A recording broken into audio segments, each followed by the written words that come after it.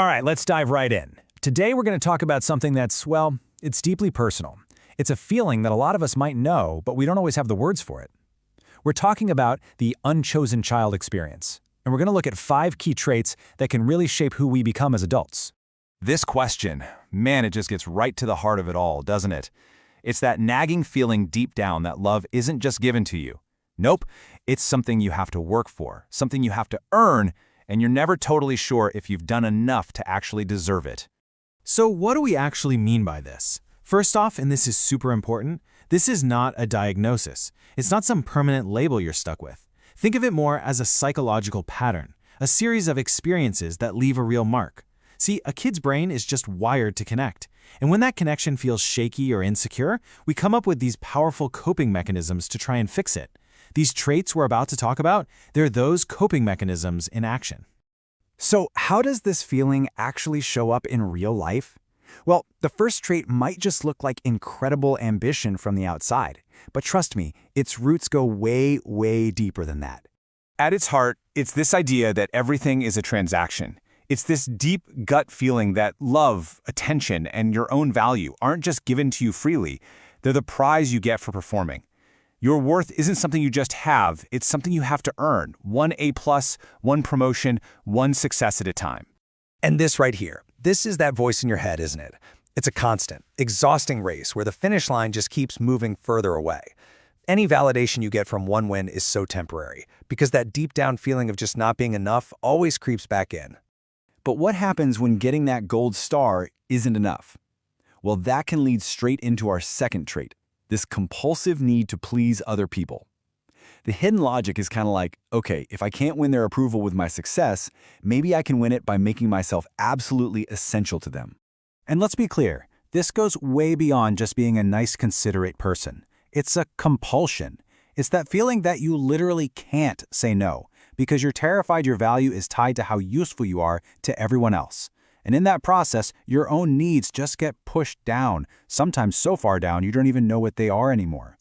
Now, what's really interesting here is the desperation you can feel behind this thought. That fear of letting them down, it's not just about disappointing someone. It's this terrifying, deep-seated fear of becoming invisible or, even worse, worthless in their eyes.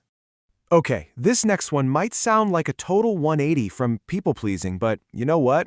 It grows from the exact same wound. It's a really powerful defense mechanism that's born out of being let down. Think about it. If you learn as a kid that your needs probably won't get met, or that expressing them just makes you a burden, well, you build walls. You build a fortress of self-reliance. Asking for help starts to feel way too vulnerable, almost like you're just setting yourself up for that same old disappointment all over again. This is the classic line, isn't it? The mantra of radical independence. And on the surface, it sounds so strong, so capable, but really, it's often a mask for some pretty deep pain and a whole lot of loneliness.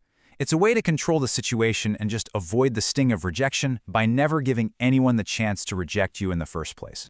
When you're always relying on yourself like that, it can get incredibly lonely. And in that quiet, you often create your own internal narrator to try and make sense of it all.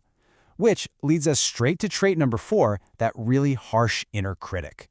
And this voice, wow, it can just take over, right? It becomes the narrator of your whole life. It's the voice that explains why you weren't chosen. It'll take any success you have and shrink it down, and it'll take any tiny mistake and blow it up into absolute proof that you're just not worthy. Yeah, seeing that written out is jarring. But for so many people, that kind of self-talk is just the constant background music of their brain. It's like the internalized voice of being overlooked is now on a permanent, punishing loop inside your own head. So imagine you're caught in this cycle of striving, pleasing, isolating yourself, and then beating yourself up. What does all of that do to your ability to truly connect with people? Well, it all leads to our 5th and final trait, and this one really impacts our closest relationships as adults.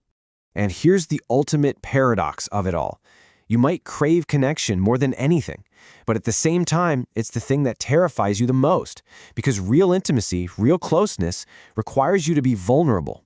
And being vulnerable means showing someone the very parts of you that you've come to believe are fundamentally flawed and unlovable. And that is the quiet logic that keeps people at arm's length. It's almost like a preemptive strike against being abandoned. You create the distance yourself to protect yourself from the pain you expect is coming when they eventually create that distance for you.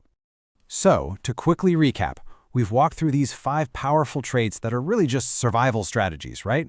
The endless overachieving to prove you're worthy, the compulsive people-pleasing to feel useful, that fierce independence to avoid being let down again, the harsh inner critic that just echoes old wounds, and finally, a deep fear of intimacy. If any of this resonated with you at all, please know you are so not alone. Feel free to share which trait stood out to you the most down in the comments. Seeing those shared experiences can be an incredibly validating and powerful thing for all of us.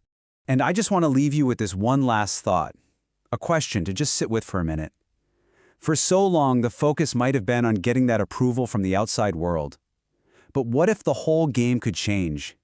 What if the real healing, the real work begins when you finally turn all of that energy inward and for the very first time, decide that you are enough exactly as you are?